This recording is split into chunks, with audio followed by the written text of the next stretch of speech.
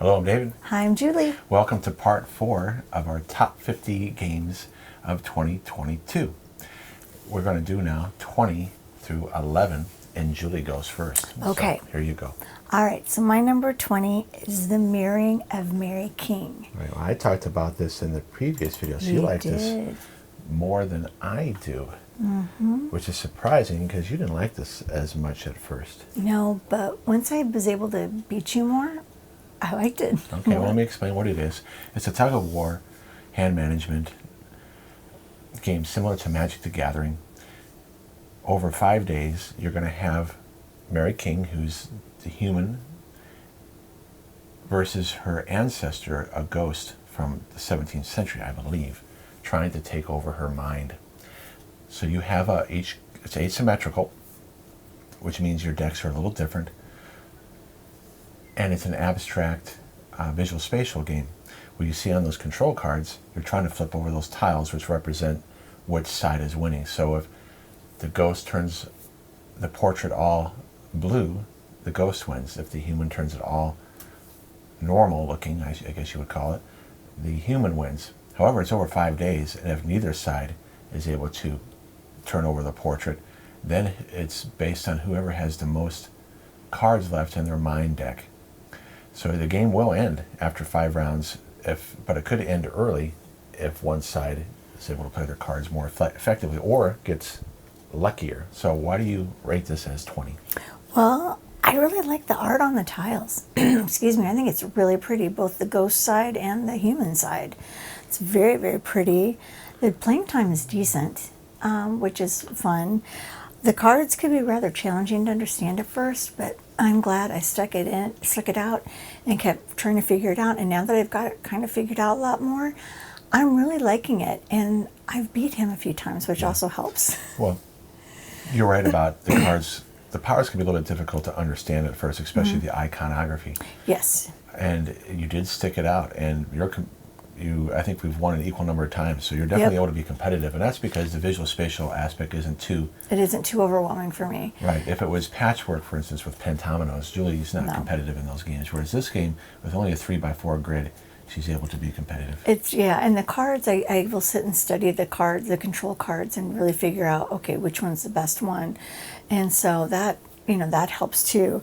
It does make my brain hurt, but I think that's a really good thing because it means that I really worked hard and I really like this game. Right, so that is your number 20. That's my number 20. So my number 20, I remember I've talked about how children's games don't get placed a low number. Well, this one does, and I rated this one a 9, which is excellent, very much enjoyed playing. Wow. And that's because it's a children's game that I will select as adult. And that is The Return of the Headless Horseman. And that means you even rated it lower than me. Yep. So here you see your Ichabod trying to get away from the Headless Horseman. And it is a sort of a twist and a roll and move game, except you're using cards. And in order to move, it's a cooperative one, which is really cool. You have to play the same number. And you have so many cards in your hand, and you can look ahead and discuss, for instance, well, if we have a 3 or a 5, we should play it, but we should avoid 1, 2, 4, and 6. And then you reveal your cards, and if they match, you can move. If you don't match, then you got to reveal more cards, and you may end up going to a spot that helps the Headless Horseman catch up to you. Now you lose. It's very thematic when you get the 4 pumpkins to appear there, which you see on the left side of the board. So I just love the cooperative aspect of it. The art is outstanding. The pieces are quality. Those miniatures are really nice.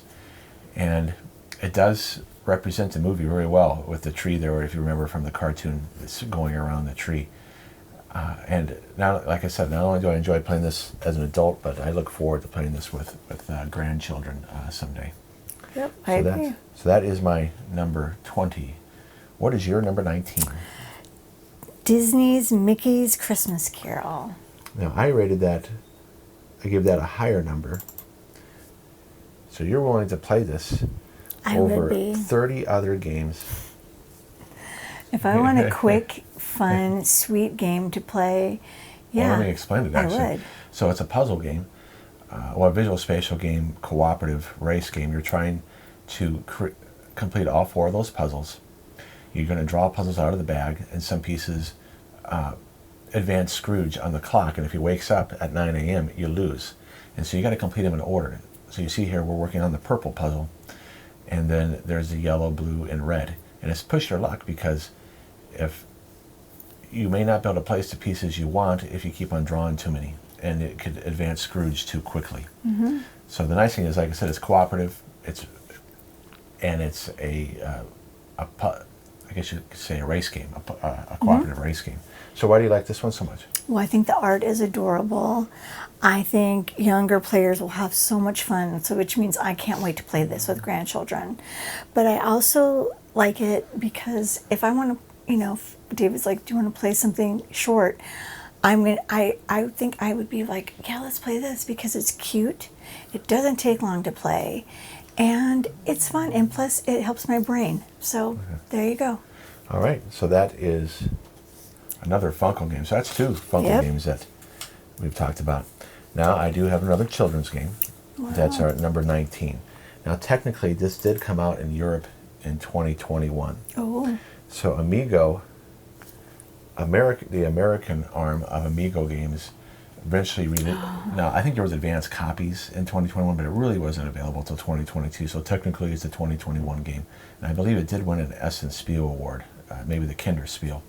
So this is based on, is it Kaplinko? How do you say it again? Pachinko. Pachinko. Yeah, and there's another version of that game. So what you do is you are wizards trying to get to the head wizard to warn him of the witches that are coming to steal his wand. I think that's what it is. And you'll see that you place marbles at the top, and it's on a slant, and they move down. And wherever the marble touches, if it touches a good wizard, you advance, and you got to get all of your, in the easy version, you got to get 4 of your wizards down to warn him.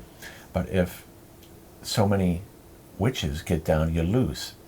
And so it is cooperative, and you draw the marbles out, and the color of the marbles tell you which will-o-wisp. The will-o-wisps are going to help you get through the forest. And so, if, for instance, if a red one touches, then you go to the next red space down the path. So it's a unique game. That's one reason why I love it.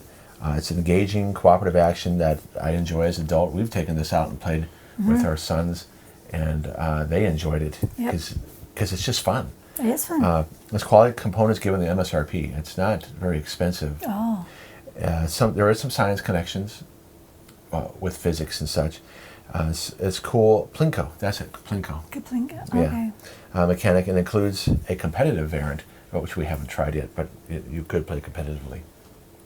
So that is Magic Mountain, not the Magic Mountain referred to in the Winger song or the ride or the theme park. All right, so what's your number 18? E.T. the Extra-Terrestrial, Light Years from Home. Okay, so another Funko game. Mm-hmm. I like my Funko games. So I talked about this in the previous video. This is a pickup and delivery game, race game, where you see the spaceship there at the top of the screen. You have to get pieces of the phone to move. You can have up to 3 pieces, and the more pieces you have, the more dice you will roll at the end of the phase to move the spaceship. And the spaceship has to get to the park, and I have to put together the phone and get E.T. there before the cop cars close off the park, or the agent captures you too much and slows you down, and you saw that E.T. can get hurt. And it's a hand management game with characters that you play based on the movie that represent their abilities. So it's really well done in terms of representing the movie. So what do you have to... What do I have to say about it? Yeah, why is it your number 18? I love that it's a cooperative family game. I love that part. Cooperative games are my favorite type of thing. And it feels like you're in the movie. It feels like you're, one of the little kids and stuff. And I also love are the pieces, especially like the bike, and then you put the little ET in there. Yeah, I forgot about mentioning that on It mine. just melts my heart. It's just so cute. The pieces are high quality. Pieces are amazing. And they can go together like a puzzle where you get advantages where you can move together if they connect. Yep. So they're little plastic stands that connect together. So cool. So on your turn you can move other people with you. Yep. And you can drop off an ET and pick them up. It's like you said, the little ET goes in the basket. Oh, he's so cute. Anything else you want to add? Some of the moves can be a little confusing at first, but once you get the hang of this, it doesn't take long to play and learn, and you are just going to have so much fun. You really will feel like you're in the movie. Right, if you're a fan of the movie. If you're a fan of the movie, yeah. I don't think this game will be appreciated as much if you haven't seen the movie or not a fan. Good point, yeah. Yeah. All right, so my number 18, you talked about this way back, is Tavern Tales, Legends of the Dungeon Drop. Wow, you liked it more than I did. The reason why I like it, because I think it's just a well-done push your luck game. And it's quick to play. Where you're going to use your characters here that I'm holding up to bluff, to go into different parts of the dungeon. And when you go in those, if you do win your bluff, you get the treasure. So whoever it's a score the most points game, and a set collection game, because you see there's 2 purple there. So that purple I can't tell for sure. It's worth 1 point, but if you have 2 of them, it's worth 3 points. And there's artifacts you can find and such. So it's fun, light, and quick set collection filler game. It has really cute art. It has decent components. It has optional rules, adds variability, which we haven't. I think it has some character powers or something like that. However, the neutral is that the 2-player version plays differently than the 3 to 5 player version. And the only negative I had about it is that the box is square, that it was difficult to open. Let me see, do I have it here? You should. Oh yeah, I have it right here. So this can get hard. It can be hard to slip off. Well, here on camera I'm doing it, but at first when we got it, it was hard to get off. It was hard. So I just think it's effective for what it is.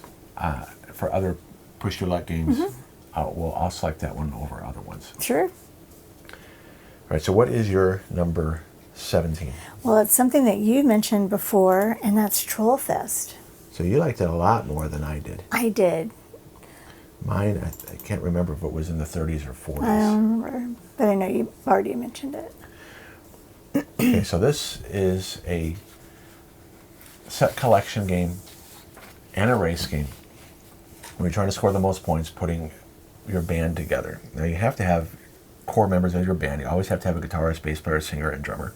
But through the game, you can add more band members, such as a second guitarist, a keyboardist, even a tuba player. So it has some funny jokes in it. Now it is a fantasy setting, so you can get bonus points if you have all vampires or all elves or orcs or trolls or dwarves, or if you have, just like girl band and boy bands, if you all have girls or boys in your band. You do get points for visiting city locations before other players. Now, we did play a 2-player variant of it because it's really for 3 to 6 players. And so if you watch our How to Play and Playthrough that you're seeing there, we just removed some of the city locations to make it play better as a 2-player game. Right. It does have some hand management where you can acquire cards to help you get more points, and you're like working on a light show, for instance, where the dragons will light up the light show.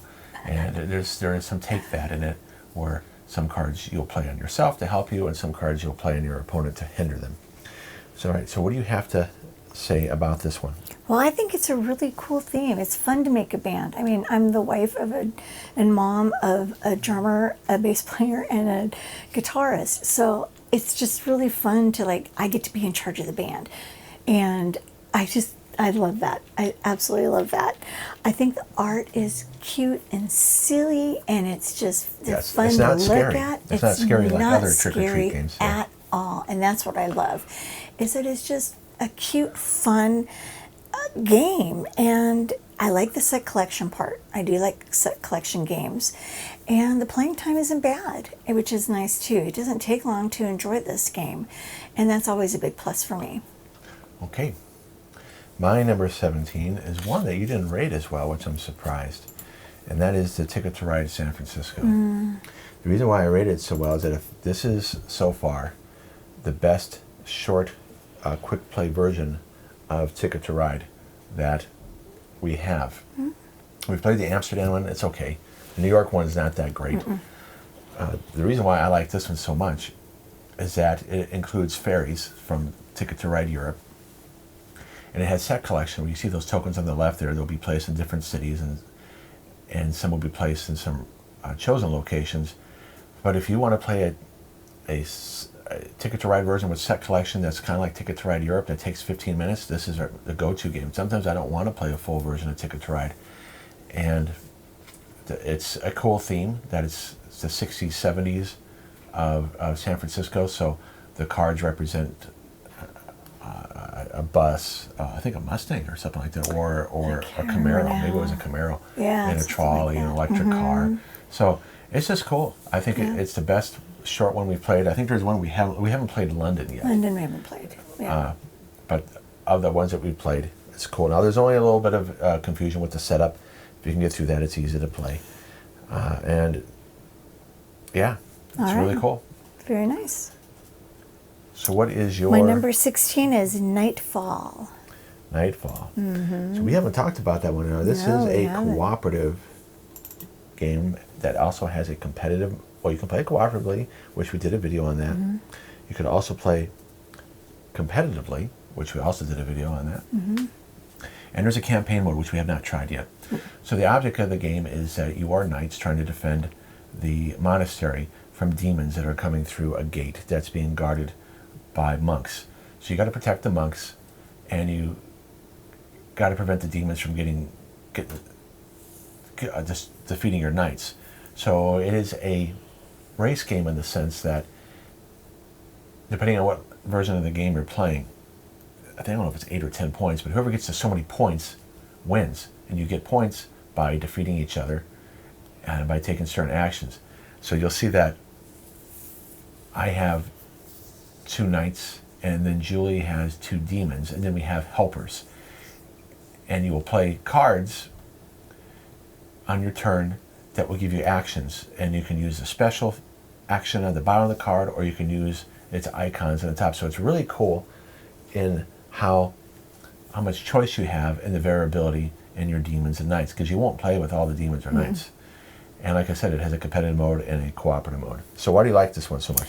Well, I just think it's fun to play. It's fun cooperatively and it's fun competitively, and I really, really like that.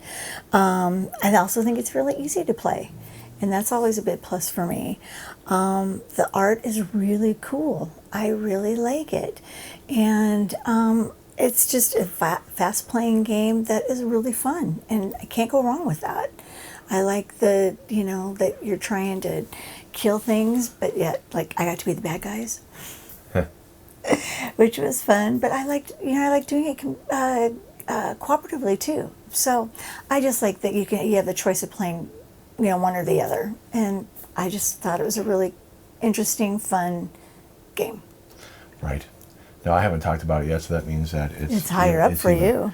Yeah, I gave it an even lower number. Wow. All right, so my number 16, that's what we're on, right? Yep. Is Marvel Dice Throne. Ooh.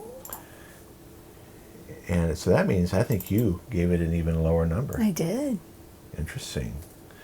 Now, Marvel Dice Throne is Dice Throne except with Marvel characters. So it's a Yahtzee, as a Yahtzee mechanic where you'll roll 5 dice up to 3 times, and you'll use sets of those dice, such as large straights, small straights, or same numbers, to trigger abilities. The object of the game is to defeat your opponent, and it borrows heavily from Magic the Gathering in terms of that you have a deck of cards and hand management in the phases that you go through. You have main phase, and then you have a roll phase, and then another main phase, and you have special abilities as you see there. This is the Miles Morales version of Spider-Man, so you can go invisible, and versus Black Panther.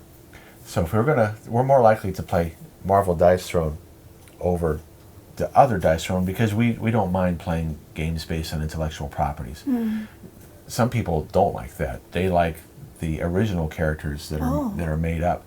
I actually don't mind playing a game that's based on a movie or a TV series or a comic book because it gives me more context. So it's a great 1 versus 1 dice card management combat game. We do like the familiar Marvel and the mechanics Yahtzee and Magic. I'm big fans of how that's implemented. The hero complexity ratings are great. So we're playing. You could have heroes rated from 1 to 6. We're playing those rated 2 because they're easier, and then I think Loki and Doctor Strange are like a 5. Yeah, those I are think so. more complicated. We haven't tried those yet. The art is awesome, and the components. We're not too sure if it's balanced asymmetrically because the characters are different. Yep. It can be swingy though. That is a negative. You can get unlucky with your dice or not draw the right cards and not be able to upgrade, for instance. True. But it's easy to learn for gamers. It can be a game that's not so easy for those who are not used to playing a lot of hobby games. That's true. All right, so that is my number 16. My number 15 is Disney A Goofy Game, Goofy Movie Game. If you like it that much, even though we haven't played it. It just brings me so many awesome, fun memories of watching this with my boys when they were little. Yeah, but we still haven't played it in I know. 6 to 8 months here. So let me explain what it is. Okay. You are racing to get to Los Angeles and just try to score the most points collecting cards. You do that by visiting different locations on the map board. And you can block each other and get certain tokens that give you bonuses before the other player. So that's a little bit of a race aspect of that. And Goofy, how does Goofy come into play? He's located at the top of the board, is that you can get extra cards if you happen to go to that color. You will select cards out of your hand, and whoever plays the card with the lowest card will get to move before the other player. So there is a decent amount of strategy in this, and what cards you pick and what location you go to if you want to try to block somebody to prevent them from getting bonus cards. So why is this your number 15? Well, because it's easy to learn and play, and it's a family game. I love that it's a family game. So I know that when we get to be grandparents, this will be something so fun to play with the kids and, watch the movie and then play the game or vice versa. It's just, as a grandma to be someday, I just look forward to that. I think the pieces are quality pieces. I like that. The art is except cute. the board was warping, remember? Well, that's true. But the art is cute on the cards and on the board. It does have a little bit of take that, which is kind of not cool, especially being a family game. But I just like the colors. I like the look of it all. And like I said, I really loved watching this stuff when our boys were little. So it brings back a lot of those kind of memories. And that's why I liked it more. So you're rating it higher because of nostalgia. Whereas I rated it not so high because it really is, it borrows from the movie, but it diverges so much that some people who are fans of the movie be like, this is not really, there's aspects of the movie that are being implemented here that had nothing to do with the movie. I get that. So some people might feel that as a negative. I was okay with it because I understand why they had to do that to make it a 4-player game. But they have certain people that you can play with, like they were like in the movie like 5 minutes, 3 minutes, even at that. Yeah. All right, still a good game though. It is. I just didn't rate it. I didn't give it as high of a mark as you did. That's okay. All right, so my number 15, you've already talked about this, is Mob the Big Apple. Oh, yeah, I figured you'd have it up higher than I did. And this is a 2-player tug-of-war game where you are mobs during the time of Prohibition trying to control locations to gain contraband, which are those crates there, which are worth points at the end of the game. You play over 3 rounds. Has super quality pieces. The wood, those are weighted poker chips. There's even foil stamping on the boards. And the way it works is you have what are called moles hiding in those locations. Those are chips that are on the locations that could be number 1, 2, or 3. And then you'll take actions with your mob tokens there. Over 3 rounds, you'll start with 20. And then you can put them in location. You put them in cars, and you can move them in cars into the location. And you can do shootouts. You can move the DA, which represents the untouchables. If you are controlling the DA, you'll be able to affect your opponent. You'll see there rolling the dice that represents placing some of your mobs in cars. And so by the end of the game, based on where you moved your mob into locations. Whoever has the most here will win that contraband, which is cool because you can take actions during the game. Say Julie has a bunch of her mobsters in a location. Well, I can move contraband out of that location. So yeah, she may win it, but she's not going to win as much contraband. So it's very strategic. There is a little bit of luck, which is nice, because if it was purely strategic like chess, Julie would not be able to be as competitive. So what I like about it is thematic, abstract, area control, worker placement, score the most points game. The components are top-notch. It's easy to learn, although it can take a little practice to get down the icons, but it's all there. It can be difficult to play correctly for inexperienced gamers because of all those icons. It's very strategic, low luck, and it has chess-like accessibility. But so someone who wants to play chess and only play pure strategy games, it'll be like, I don't like the luck part. But for us, we like the luck part because it allows someone who's not as strategic to get a little lucky. So that is 15. All right. What's your 14? Is King of Monster Island. King of Monster Island. So that's a cooperative Yes, version it is. of King of Tokyo. Right. We haven't talked about this one yet. So No. that means yours is going to be up there too. It may be. Yeah, actually it will be. So you see here that you're trying to defend the Earth as monsters against, say, bosses, I guess you would say. I forget the name of them exactly. Coming through another dimension. So it's based on Pacific Rim and Godzilla movies, obviously, but specifically Pacific Rim.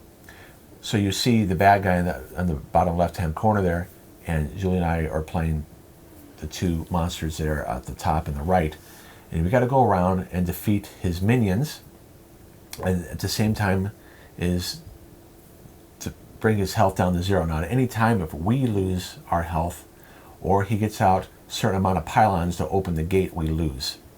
So just like King of Tokyo, you can upgrade, and you spend your energy to upgrade, but you'll see that you put the dice into the volcano, because when the dice rolls out, it determines where the bad guy may move to and what actions he can take when he gets there. Yep. So why do you rate this? It's a cooperative game. That's why it's a cooperative push your luck game, which is really right. fun. I forgot about the push your luck part. I really like this. And Can I say something? Yeah, because Sure. there's the Yahtzee part of it. When it's your turn, you get to roll your monster dice, and you can roll up to 3 times to try to take your actions. Right. It's easy to play and it's easy to learn, so you can't go wrong with that. The bosses and allies add a really nice variant to the regular King of Tokyo, which I like. And the playing time is decent. I like the art. The art on the cards is just super cute. But I mainly love that it's a cooperative game, and we both get to beat up on the bad guys together, and we both win, and I love that. Right. I forgot to mention the allies, that when you get your stars, your fame, you can select an ally. Yes. To use in Which that, is great. which adds even more variability Yep. to it. Okay, so that is your number 14. 14. What's yours? My number 14 is, I think, the only roll and write game of 2022 that we got. Oh, I know what it is. And that is Three Sisters. We didn't even, now when we first got this, well, not got this, well, I did see it on Kickstarter, and I thought, 2 roll and write pages to worry about. You see there, I have them attached to a board, but that's actually 2 halves. And I was thinking, I don't want to deal with that much roll and writing. But then when our friends brought it over, and we immediately liked it, and we said, oh yeah, we want to get this. So what you're doing is that you're trying to grow different plots of your farm, and the reason why it's called the Three Sisters is it's an agricultural technique used by indigenous people, where you have corn that grows, and then as the corn grows, beans can grow with it, use the stalks of the corn, and then you have pumpkins to add nitrogen to the soil. And I think to help with pests too. So that's one part of the farm, is that you're trying to grow your corn, your beans, and your pumpkins. Then at the bottom of you have your flowers, your perennials. And then on the right, you have your farm. You can get more farm technology to get bonus points. And on the left, you can also do your bees and your honey and your fruit. And on the bottom, you can take things to market, which gives you more bonus points. On the right, it's a really cool action mechanic. You roll a certain amount of dice, and then based on the numbers that you roll, you get to select actions, and then the dice you don't use, you all get to do the actions of the lowest dice that were not used. So what do I like this so much? Well, it's thematically fascinating. Score the most points, roll and write game. It's interesting and meaningful decisions. You will sit there and wish you can do more. And the game won't play the same way twice based on how the dice rolls work. So it's near zero. However, the negative is it has near zero player interactions. Pretty much you're playing solo. Yeah. It does have great science and math connections. It does have an above average learning curve when you think of, because the one part of it's the way the rule book is. There's buried rules in different places that are really important. It does have dark bleed, so there's some readability issues on the score sheets, and it needs bonus tracking device. So you'll see that when we're playing it, that when you get things, something can trigger something, and trigger something. You'll see those beads there that don't come with the game. They help us keep track of when it kind of explodes, so to speak. Like when you get a pumpkin, and then you get a perennial, and when you get a perennial, it triggers something in the farm, and then a market action. You can sometimes trigger 4 things. So, despite it sounds like I'm being negative about it, it is one of our best roll and write games because it's so thematic. But keep in mind that it does take some investment to learn it. It does require a lot of thought, which is a good thing, but it is a solo game. But there's a lot of roll and write games that are like that, so that's to be expected. So what's your 13? My 13 is Planted, a game of nature and nurture. Well, I haven't talked about Planted yet. No, you haven't. So that surprises me that I rated Planted better than you. Yeah, well, I may have rated Three Sisters better than you. That's true. You would have. So Planted, it's a surprise. I'm really surprised when Buffalo Games is able to produce a game at a price point with such quality pieces. So what you do is that it's a drafting game. Not drafting, it is, because you are passing cards from left to right or right to left, depending if you're playing with more players. It's a set collection game. You can have up to, I think, 6 plants, and they're house plants. And you have to use your resources, your sun, your water, and plant food to grow your plants. And the more you grow them, the more points you get at the end of the game. So it's trying to get the most points. You only play 3 rounds, and you can get upgrades that score bonus points, like you see there. That one card that I have there, if you happen to have a 4 plant, a shelf plant, and a hanging plant, you get bonus points. So there is some player interaction. You can deny each other cards, because since you're drafting cards left and right, if we'll start with 7 or 8 cards. I might be like, well, I really want this card, but I know Julie needs that card. I may take it so that she won't get it when I pass her the cards. Yeah. So why is this your number 13? Well, because it's about plants, and it's a family game about plants, and I love plants. I grew up with plants in my house, so this was like a no-brainer for me. I really, really like this. Excuse me. It's also really easy to learn, and it's easy to play, which is nice. It doesn't take long to go through, to have him teach me, this is what you do, and then boom, we start playing. The pieces are amazing. The water drops they look like water drops. It's just such a pretty game. Yeah, compared to Celios, this is more accessible. And the playtime is perfect with 2 players, which is nice. It doesn't take forever to play. So that's another plus for me. And I like the player interaction. There's just enough to keep you involved together. And as David was saying, you can kind of like take a card that the other person wants. But for the most part, you're kind of just looking out for yourself, and you're trying to grow as many plants as you can. And I'm telling you, it's so hard to not want to go to Lowe's or something and go get more plants. Right. It's just enough information that you can deny people things. So because you are doing drafting, if I know Julie needs a lot of plant food, and I know in my hand I don't have a lot of plant food, I might take the plant food. And he's done that. Yeah. He's done that. So it's not too mean. No. But at least you're not playing solo. Yeah. That's the nice thing about it. So my 13 is, you've already talked about it. Oh, really? That is Nightfall. Oh. So I rated it slightly better than you. Not much. Just because it is the options to play solo, I'm not solo, but to play cooperatively and competitively. I like the fact that you're in the game until you score points. So there's no player elimination. You lose a character, you lose a knight, no big deal. You get another knight. Now your opponent's going to get points for defeating your knight. And the art is awesome. The rules are decent. There was some confusion. The version that we got had the old edition of the rules, and then they immediately put up an update on Board Game Geek with the new edition of rules. So that was disappointing, because there were some issues that I was learning when I was reading it. That doesn't make quite sense. And then I had to look at the edition of the rules that did not come with the game. So that is a little bit of a negative. But it's thematic gameplay with meaningful decisions. You definitely are you're trying to do the best moves, but it's not so fiddly, because you're going to play all your cards. That's the cool thing about it. You're not saving cards. You play them. Yep.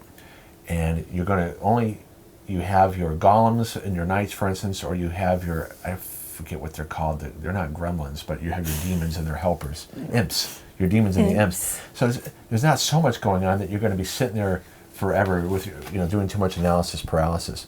Sure. But I did rate it as a 9. Wow. At first, but now it's an 8. Only because something... An 8? Oh, yeah. Okay. I lowered it because there's something else that I'd rather play over this now. Oh. Okay, so it has different play modes, has nice components and art. The factions need some differentiation on the art.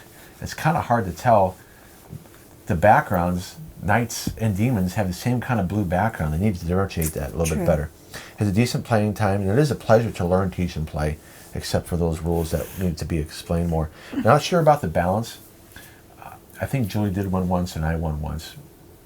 But it is a solid game. I don't know about the campaign mode, though. Oh. We haven't tried that yet. We haven't tried that yet, no. All right, so that is Nightfall, my number 13. So my number 12, we haven't talked about this yet, is Trekking Through History. Trekking Through History. Where is it on here? I don't know. Where do I have it? Oh, here it is. It is alphabetical. Oh my goodness. All right, so this is a score the most points game over 3 ages. And you are going to try to complete timelines there on your left. Where you got to get certain resources visiting certain events. So you can choose what event you want to go to, but there can be a cost of time. So you're limited to how many actions you can take on your turn, because eventually you're going to run out of time. And then you're going to collect things as you visit an event to complete your timeline to get points. Now, one thing that we did wrong when we were playing it is that you are able to continue your timeline, your cards that you play, from one age to the next.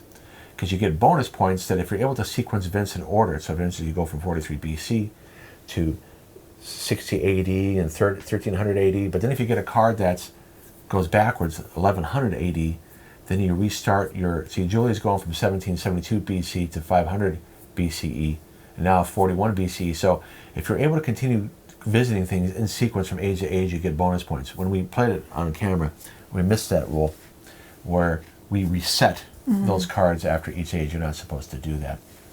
So just try to score the most points, making the most logical moves with the amount of time and resources that you have. So why is that your number 12? Well, first and foremost, I found it very interesting, and I found it a really fun way to learn history, because there is information on the cards. It tells you what's going on at that time. And I thought that was a really neat way to teach people, what happened. It's very easy to learn and play. The pieces are really just spot on. I like the components. The art is so pretty. I love the art. And I thought it was a really well-made game. As I said, the components are really nice. And there's no take that, which is a big plus for me. But I think first and foremost, the biggest thing is I got to learn about things that I probably learned about in high school, but that was 40 some years ago. And so it's kind of fun to try and hear about it and learn about it again.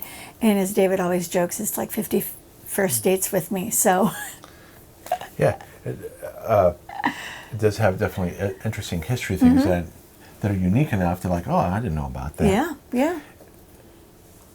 They do cover the main events, but they also do some like trivia events that you're like, oh, that's cool. Yeah. All right, so my number 12, we have What's our your number first 12? match, is also trekking through history. Well, look at that. And I'm impressed with the quality of the pieces, the accessible family weight gameplay. The art is outstanding. The tension that you have where you would like to be able to do more, but you can't. You can use those crystals there to reduce the amount of hours things take, but then when you get those crystals, you only get so much of them. And you can use your ancestors to fill in gaps. That's the upper left there, where you can visit an ancestor to get things you need to complete your timeline and add to your sequence of events to get bonus points. My only issue with it, it's very difficult to use it in the classroom because the events are all over the place. It's hard to tie it into specific curriculum instruction, so it's more of an enrichment game. You would, because the events are all over the place, I can't say that I'm going to use this for U.S. history or world history or government or economics, because you have events that take place over different cultures. Now that is world history. Sure. But the problem is when you teach world history, you are usually teaching about thematically. Oh, I see. So I couldn't say, hey, we're going to play this game because we want to learn more about Egypt. Right. Or we want to learn more about certain culture. Because it's all over the place, I can't tie it in specifically to a lesson. So that's why it would be more enrichment. And that's not a bad thing. Just realize that's what it is. It would be a more effective teaching game if I could specifically tie it into certain standards. But because it is an easy game to get to the table, it's light, and there's there is some player interaction that you might take a card that someone needs, but not that much. That's why it's not even have a lower number, because a player interaction is not as high as other games. True. But it's still we it's a both 12, did the same. I know. Amazing. which means that we have played that game. When we want to play something else that we're not going to film on camera, we have played that multiple times since we filmed it. We have. Just about all these games that are in the top 20 we've played multiple times since we filmed it. Yes. All right, so what's your number 11? Is Disney Return of the Headless Horseman. So you rated it even better than me. Where is it at here? So why do you like this one to make it number 11? Almost in your top 10. It's easy to learn and play. It's a big thing for me. And it's a fun, cooperative family game. And it is like the movie. And the pieces are so good. I mean, the tree spins. I mean, come on, you can't get over that. That's just so cool. So you'll put Ichabod Yep. into the tree and spin around, and based on how well you spin, he'll get further ahead or he won't get so far ahead. That's right. The playtime is decent, and I think it's a really cute, fun way to teach kids counting and planning ahead. Yeah, that's true. And I think that, you know, even if we played this with our friend who has middle school and elementary school age kids, I think this would be really fun to play with them. I think they'd really get a kick out of it, and I can't wait to show it to them. I think they really like this. And the nice thing is you can play with younger kids too. This is a game that people of all ages will enjoy. Exactly. Now there might be some hobby gamers that'll be like, oh, it's too kiddie. But I like the fact that it is kind of kiddie, and you don't have to think really hard, and that's just so nice for me. And I love that I can do a lot of this on my own, and David doesn't have to help me play the game. One thing I forgot to mention is that if you don't match numbers the first time, you have to add more cards. And the more cards you add, the further the Headless Horseman will move. Yes. And then if he lands on you, then you I forget what happens when he lands on you. Well, you have to roll. To get away? To get away. I think so. And then what happens is, it's just bad. You don't want to have you don't want catch to up have to. You don't want to lose right away, but it makes it puts you closer to losing. Okay, so my number 11 you've already talked about, and that is Planted. So I rated this higher than yours. Wow. Just because it's so easy to play. I'm impressed with the art, the quality of the components, the gameplay. I like the drafting that we're going to be switching up cards. There's interesting decisions you're going to make because you see all the cards you like to use when you get them in your hand. And you're like, well, do I get something that I really want, or do I take something that Julie really wants that will deny her? Right. And then there's enough going on with the plants that you're trying to grow that you can't grow them all. And that's actually a good level of disappointment, because if it was too easy to grow your plants, it'd be like this like the USPS game, the post office game. It's too easy. Yeah. Okay, this game, there's just enough tension between the player interaction and what you got to do to get points that it's not frustrating, but it's challenging in a good way. Yes, I agree.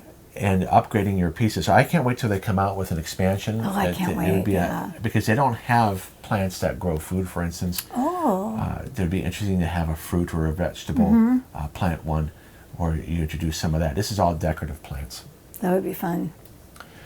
So that was our 20 through 11. Stay tuned for the last episode for our top 10 games of 2022. Thanks for watching. Thanks so much for watching. We'll see you in the next video. All right, bye-bye. Bye, guys.